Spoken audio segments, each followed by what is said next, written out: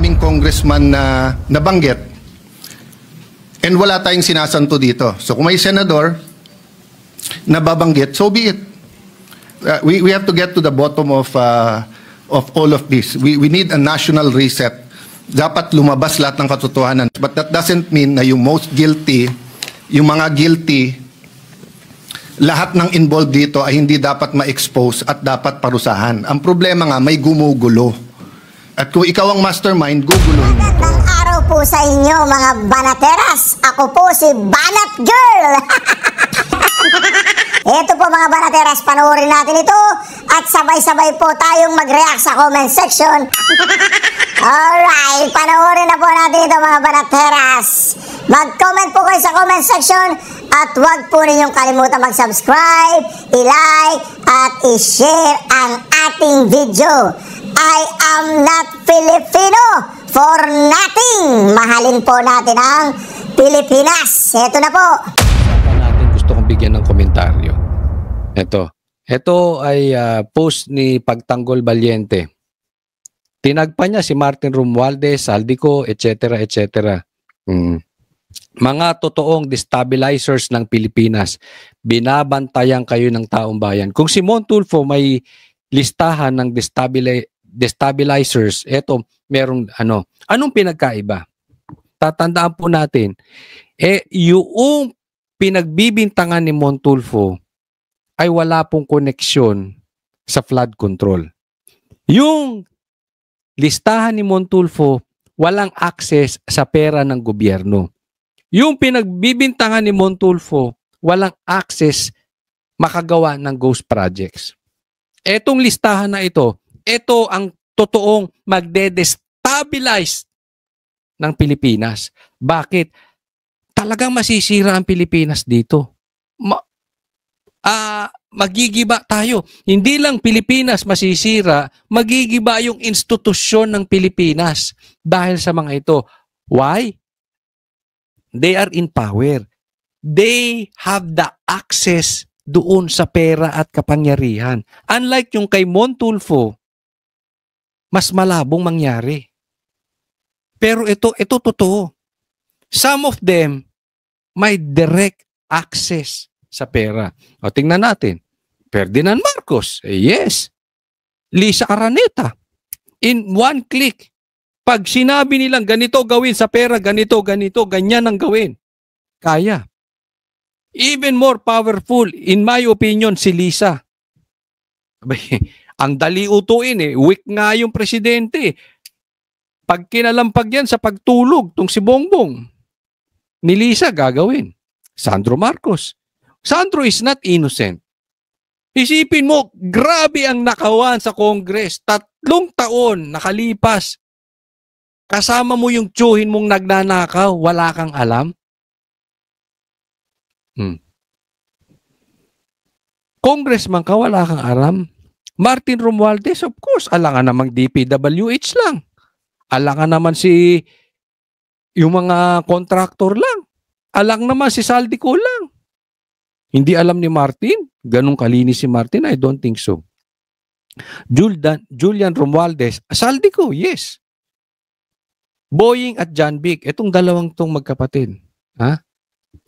Kayo na humusga kung paano nila dinadivert malayo sa mastermind. Sabi nga ni Cayetano, ganda ng pagkasabi ni Cayetano, hindi lang itong nakawan sa gobyerno ngayon, hindi lang nangyari yan ng isang click. Marami po sila dyan. At yan ay plinano nila. Sa madaling salita, sindikato. Kaya, madali nating malaman kung sino tong mga sindikato na ito. Pag nililihis nila papaalayo sa mastermind, lagi nating tatandaan yan. Pag laging dinadaan ang problema doon sa mga pipitsugin, doon sa mga bubuwit, sa mga kontraktor, sa DPWH, yung nilalayo tayo sa mastermind o dadalhin sa Duterte, ililigaw nila. Bakit? Sindikato yan. Hindi trabaho ng ilang tao lang. Madami. Kaya ang lakas Lucas Bersamin, Claire Castro, Risa Ontiveros, Tito Soto, Ping Lacson, Rapi Tulfo. Basahin nyo na lang yung listahan na yan. Kung ako tatanungin, i-compare ko tong listahan na ito na nagde-destabilize ng kalagayan ng Pilipinas o yung kay Montulfo. It's just like night and day. Malayo po ang difference nito kesa dun sa listahan ni Montulfo.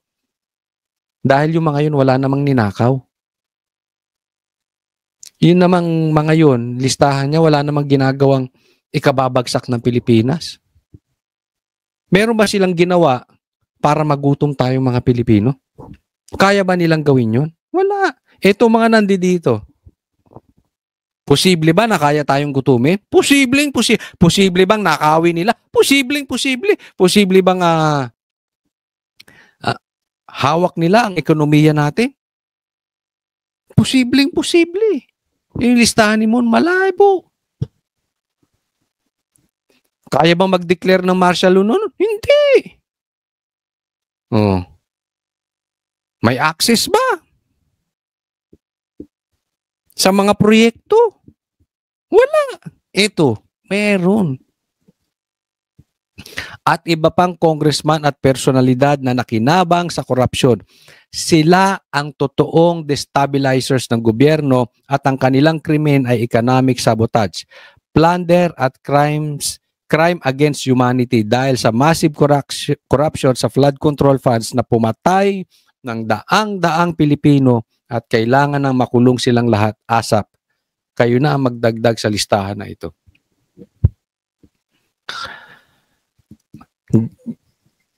Grabe po kalaki ito.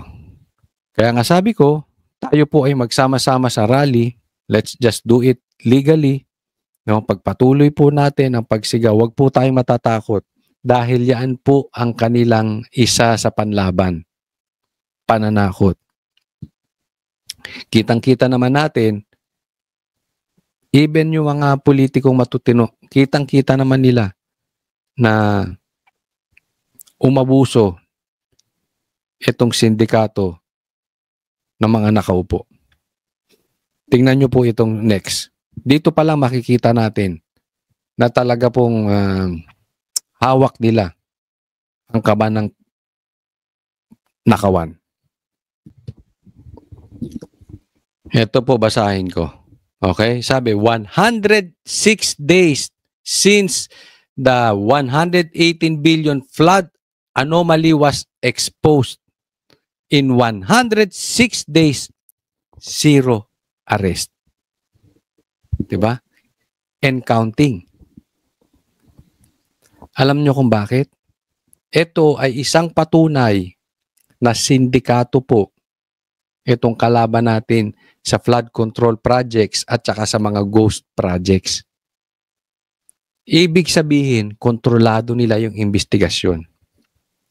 Ibig sabihin, yung mastermind ang nagpapagalaw sa investigasyon, possibly sa Senado, possibly sa Congress, possibly sa batas. Kasi sobrang laki ng ninakaw. And yet, 106 days na wala pang nakukulong. Nakakapagtaka, di ba? Bakit? The masterminds are in control. And in my opinion, they are in power. High in power. Baka dalawa. High in drugs. High in power. High position. Kaya magtataka, di ba? Parang, saan napupunta yung investigasyon? Napunta na tayo sa Davao. Napunta na tayo sa Dolomite. Kung saan na tayo napunta. Despite sobrang laki ng nakawan, tapos walang nakukulong. Yan na yun. Yung magnanakaw ang may kontrol ng walang kwentang investigasyon na nanggaganap dito sa bansang Pilipinas. Pero may katapusan yan, mga kababayan ko. May katapusan yan. Isigaw natin sa rally.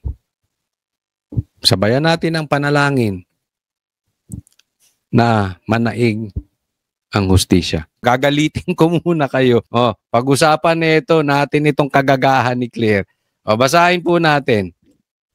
Sabi niya, kaya walang makita sirang flood control sa Davao kasi wala pang baha. So, ibig mong sabihin, kinukumpirma. Kasi, titingnan po dalawa itong makikita natin dito sa sinabi ni Claire.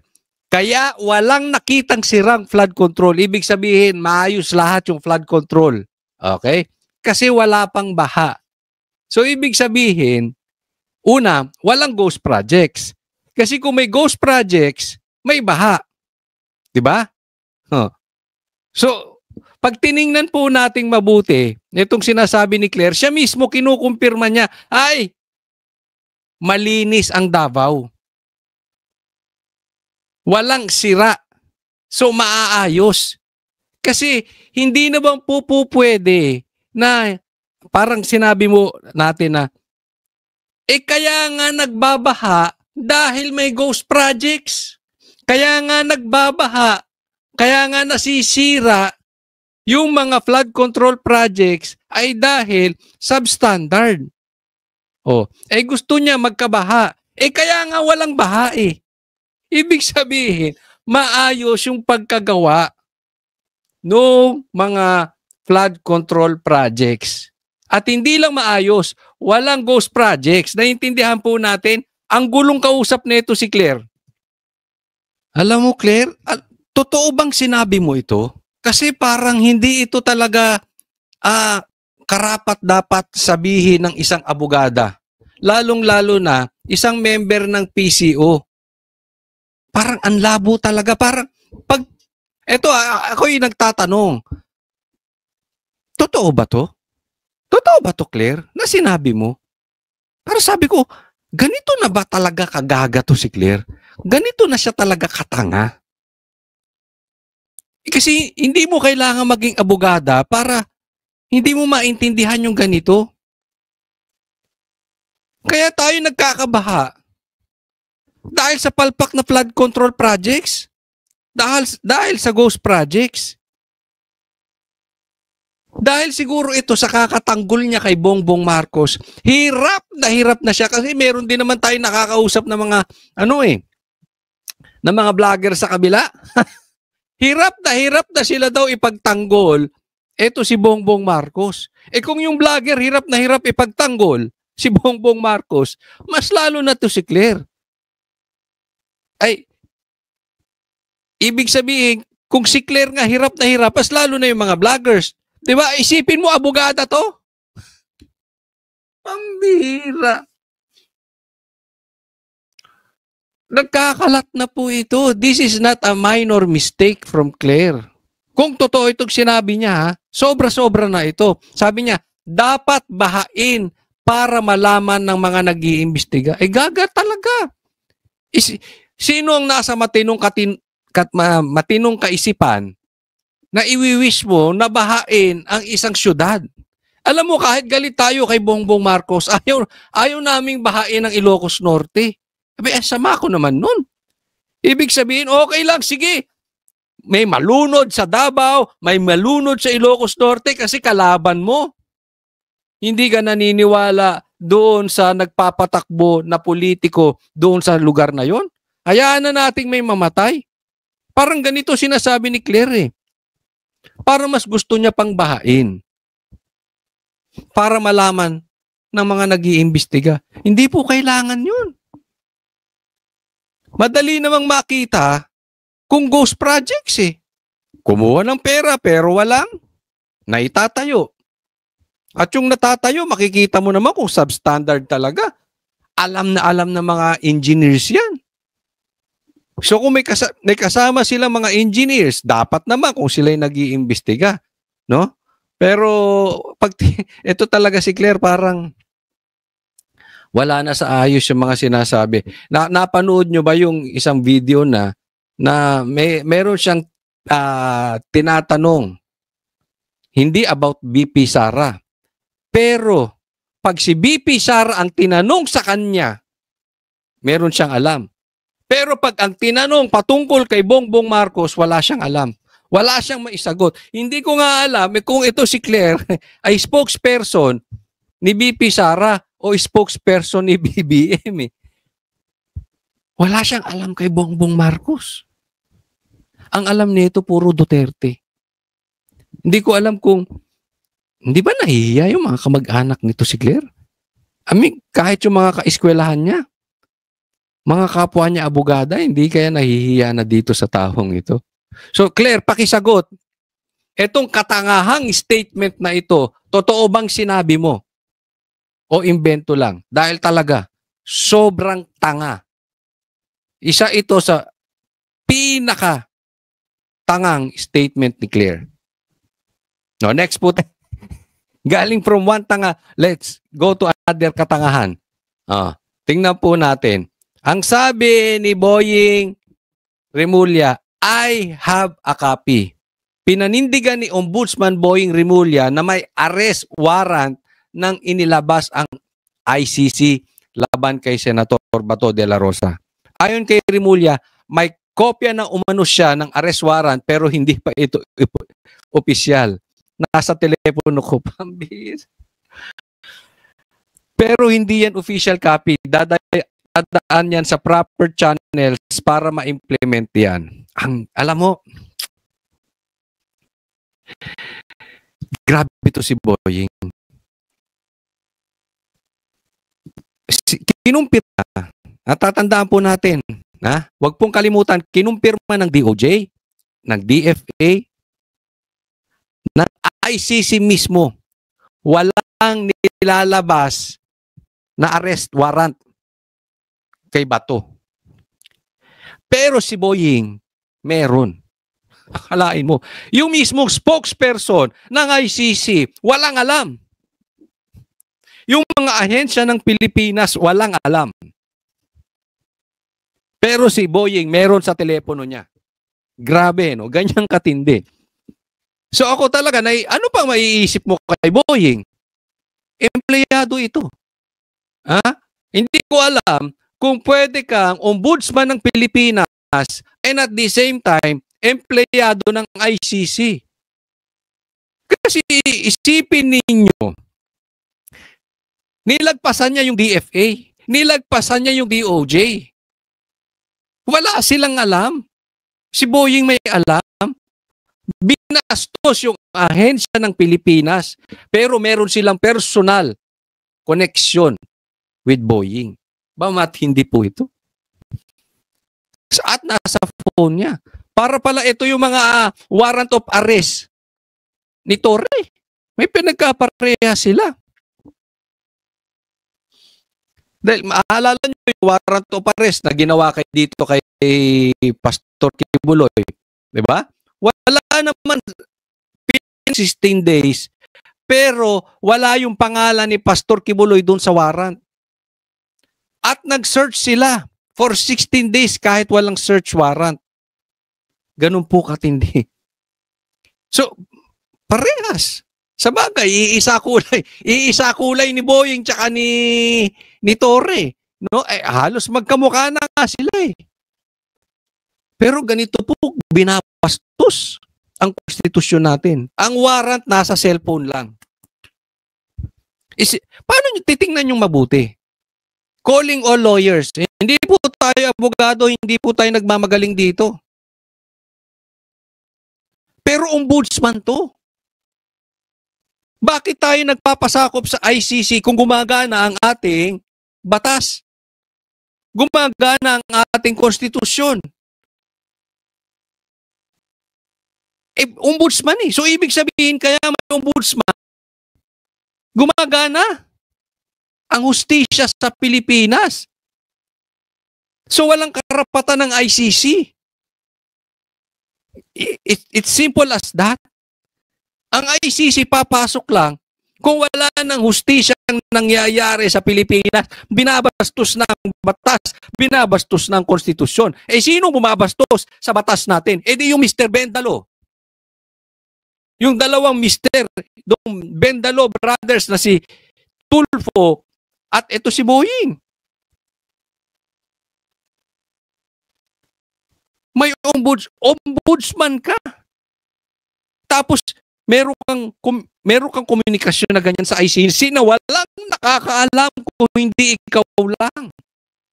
Nasa cellphone mo lang. Pambira. Paano ba si Boying na ito? Ano ba? Lang po yan, mga kababayan.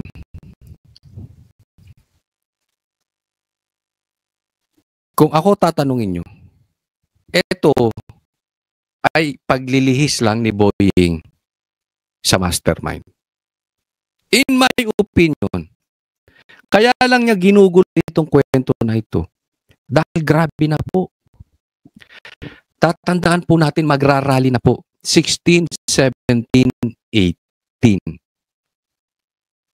So yung galit ng taong bayan, nabubuo na unti-unti.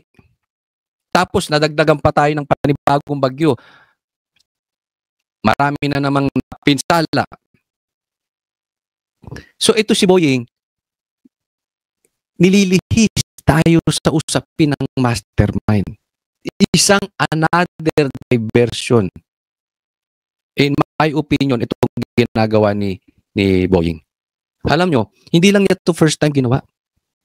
Mahilig siyang gumanyan. Ginawa niya na rin yan kay Bantag. Ginawa niya na rin yan kay Tebes. Announce siya ng announce kahit wala pa man din.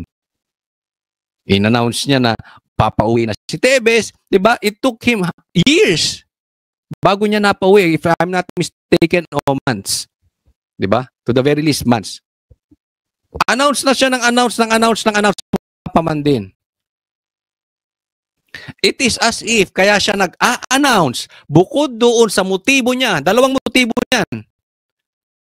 Bukod doon sa motibo niya na i-divert yung galit ng taong bayan para hindi maimbestigahan yung mastermind. Chilling effect. Tatakutin ka. Bato. Hindi ba po pwede na makuha ka sa santong pasalan? Kung hindi, dadaanin ka namin sa santong paspasan. Pag hindi ka namin mapilipit ang iyong leeg at hindi ka nakakot dito, na meron kami talaga itutuloy namin. Pero, warning lang yan. Huwag ka nang makialam sa investigasyon ng tungkol dito sa Ghost Projects. Diyan ka lang, ha? Steady ka lang. Huwag niyong kukuhanin kay Tito Soto at kay Lacson yung Senate Presidency at Blue Ribbon Chairman. Kasi ganyan ang ginawa nila kay Villar eh. Hindi ko po pinagtatanggol si Villar kung kailangan yung ibitay sila, ibitay nyo. Basta according sa batas at pinayagan ng korte, wala tayong problema, bahala po sila sa issue nila. Punto ko lang dito, gumagawa sila ng chilling effect. Sige, ha? Huwag nyo nang kuhanin. Yan ang malinaw na nangyayari. Huwag nyo, ayaw nila mapunta ulit kay Chis Escudero or kay Cayetano, yung Senate Presidency, dahil mapupunta kay Marcoleta, yung Blue Ribbon Chairman, at sigurado makakalkal yung pinoprotektahan nilang boss na mastermind. So gagawa sila ng mga pananakot sa Tagalog, pananakot lang. Kasi anong purpose? Hindi natin makita. Kasi kung meron, just serve it. Why announce it to the public? Ito nga itong ombudsman na ito, na ngayon lang nangyari, na ang hilig sa press con. Ang hilig pamidya.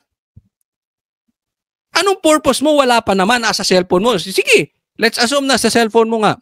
hindi pa official, what's your purpose? Eh di manakot. At i-divert. Diba? Eh ang pangit ng ugali ni ito. Masama ito. Masamang tao ito. Kung ganyan ang motibo niyan. Tatandaan po natin. Hindi laging ikaw nasa ibabaw. Baka mamaya ikaw sumunod, ikaw naman ang matakot. Dahil marami ka ring kaso. Di natin alam. Malay mo naman, sakit mo. Lumala, ikaw naman ang matakot. Anong punto natin? Hindi ka dapat nananakot. Kung andyan, di dumating.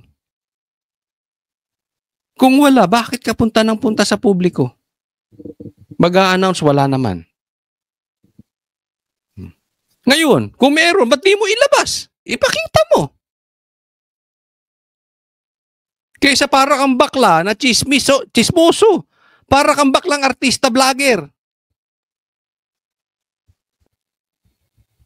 Ombudsman nauwi sa chismis. Ano kaya yun?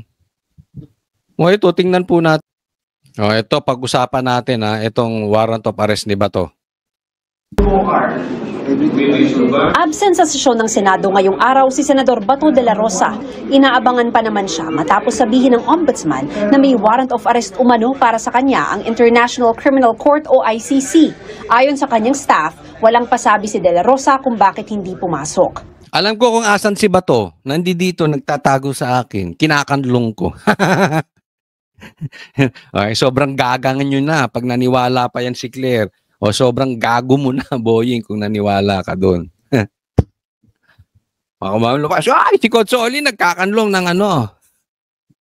Nitong Biyernes lang, nakita si De La Rosa's relief operation sa Cebu. Si Senate President Tito Soto, hindi pa rin daw nakakausap si De La Rosa, pero kumonsulta na siya sa mga legal expert ng Senado. Hindi ko pa natatanggap kung ano yung mga opinion nila. Ang mga nabanggit ko lang was yung opinion ko last time. During the time, Senator De Lima, Senator Trillanes, yun lang yung mga nabanggit ko.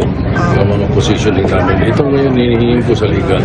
Pero sila sinasabing extradition or something like that. Ito lang yan. Talagang kaya ginaganyan si Bato kasi para wag palitan to si Tito Soto as Senate President. Para hawak ni Bongbong Marcos pa rin sa liig ang Senado. Di ba? At saka hindi lang yan. Meron silang plano na in 2026, itutuloy na nila yung impeachment labang kay BP Sara. So, marami silang hawak na alas that just in case hindi pumasok yung kanilang maitim na plano na kasamaan dito sa Pilipinas, meron silang pwedeng gamitin. Yeah. Kaya nga yan ginawa nila kay PRRD dahil everybody knows sobrang lakas ng Duterte.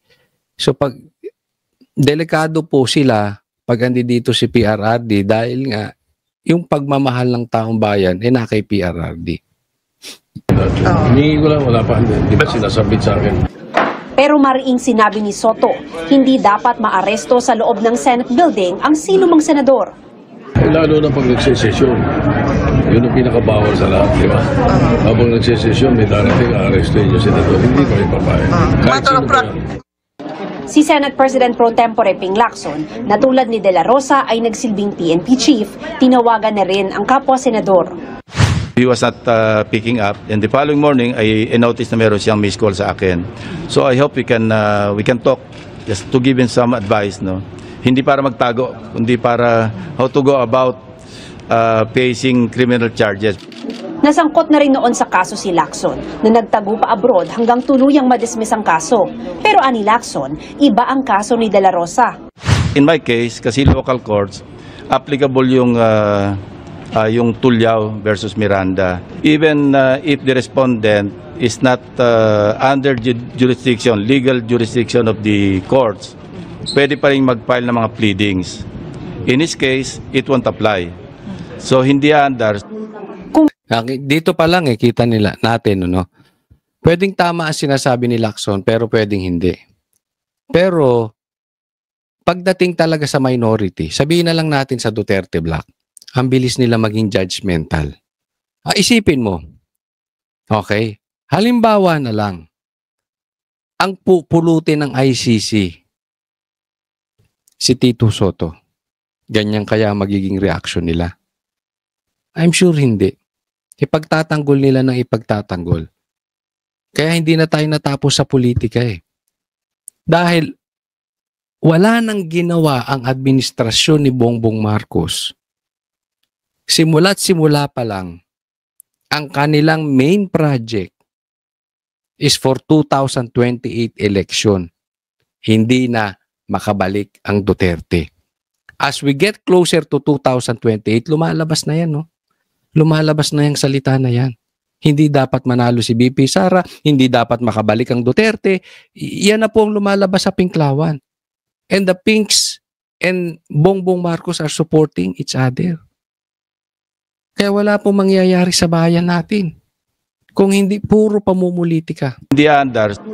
Kung piliin ni De La Rosa magpakanlong sa Senado, limitado ito alinsunod sa konstitusyon. Limited kasi yung Constitution is very clear on the matter. May immunity from arrest when Congress is in session. Sabi naman ni Senate Minority Leader Alan Peter Cayetano, sana hindi na umabot sa pagtatago pa.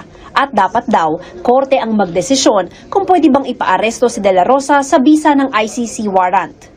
Hindi naman pwede kung sinong admin, siya na lang. Kasi hindi na tayo rule of law noon. Rule of men na tayo. So kung kakampi mo ang administrasyon, hindi ka